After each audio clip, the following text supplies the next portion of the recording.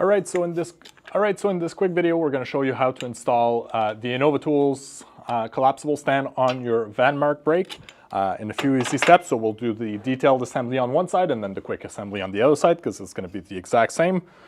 For this assembly, you will need a 9/16 socket, ideally with a impact driver and an extension or a hand ratchet.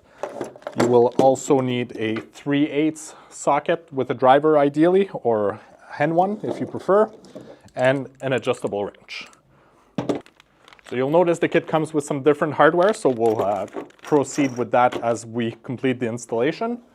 You'll also notice that we have 8 blocks or 8 set of blocks that are going to be adapters to mount the stand to the brake. So you'll notice that the clamps are designed with holes and threaded holes one way, and other holes on one side where they don't have. So we'll have to make sure that the orientation is facing the correct way. So the first step of what we're going to do is we're going to take a set of block, and we're going to mount the blocks on the back end side here.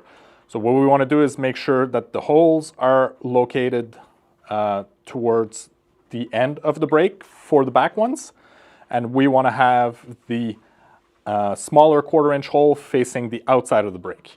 So we'll slide that over like so. I'll grab some of the 3/8 bolt and we'll hand tighten everything with the bolts facing this way. So I'll do this one, and then we'll repeat the same on the other side. So again, make sure that you have the smaller hole facing outwards and the bigger hole facing this way. We'll grab another set of bolts. So we're grabbing the long 3/8 bolt and sliding that over like so. Now that they're there, we'll take our 9/16 socket. What we want to do with those first 2 ones, we're going to push them tight against the casting. And then secure it in place properly.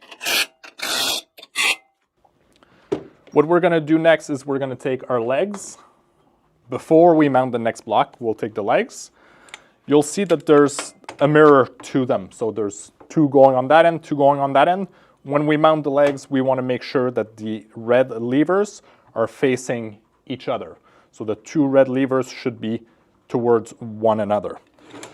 We'll grab our extension along with the leg and the 2-inch 3/8 bolts, and ensure that the bottom hole lines up with the hole on the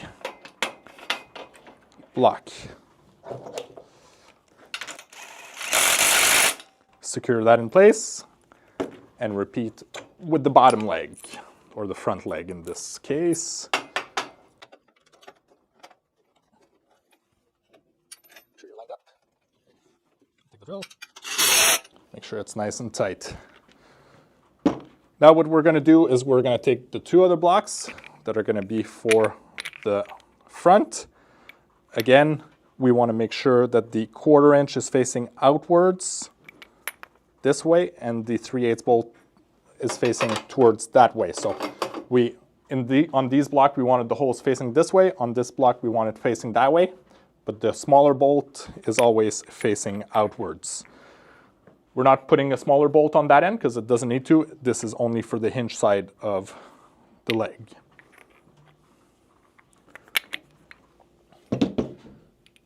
So make sure you got the right and the left accordingly.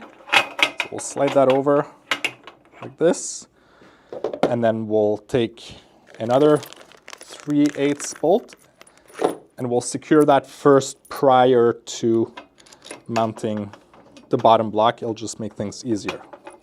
So you can lift it up a little bit, get that bolt started, make sure everything lines up nice. Repeat with this one.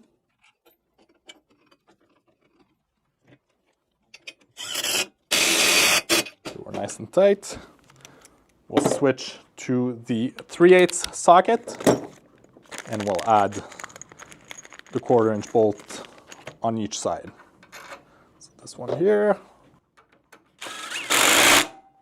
And then this one on the exterior as well.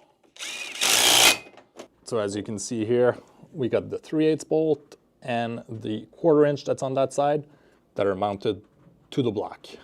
So this is gonna rest like so. And then same on that side, we got the 3/8 bolt on this hole and the 1/4 inch bolt on that end. And then here we only need to use the 3/8 bolt on these ends, and you want the 2 levers facing one another. So now the next step will be to put the bottom clamp on. So we're gonna take 4 long bolts again, and just hand tighten, or just start the bolts without tightening them completely. We'll repeat with our block here.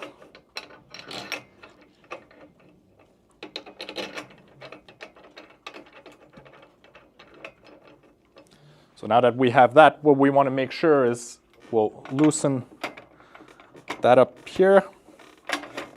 And you'll notice that there's a notch here on the underside. There's this notch here. So what we want to do before we tighten this clamp, we want to go in the locked position where the lever releases back, and you'll see that we have about a 1/2 inch of play. We'll go right down the middle. Once that's set halfway on that adjustment, then we can secure everything nice and tight. So we'll take our 9/16 and secure that clamp. Again, we'll repeat the same on the other side. So we'll release the adjustment.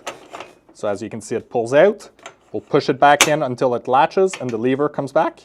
And then we'll check again. So we have our about 3/8 of play. We'll go halfway down the middle of that adjustment, and then we can secure this side.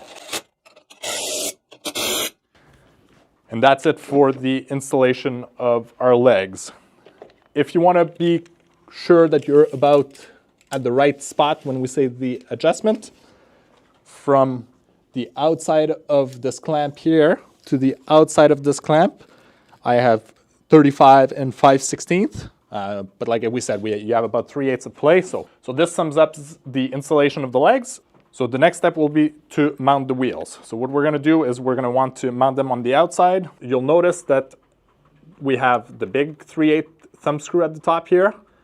If you rotate this way, you got the clearance of that finger that clears the wall. If you turn it the other way, you don't have that clearance. So in order to slide it over, make sure that you have it pushed over so that you can clear the tube.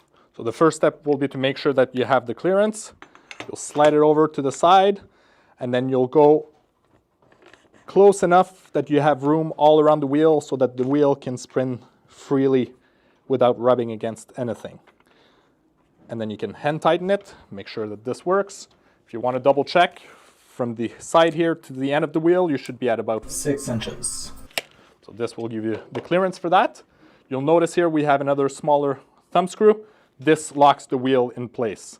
So whenever you're parked, and if you have it in storage or in a trailer and you don't want to move around, simply tighten this 1/4 inch thumb screw just to stop the wheel.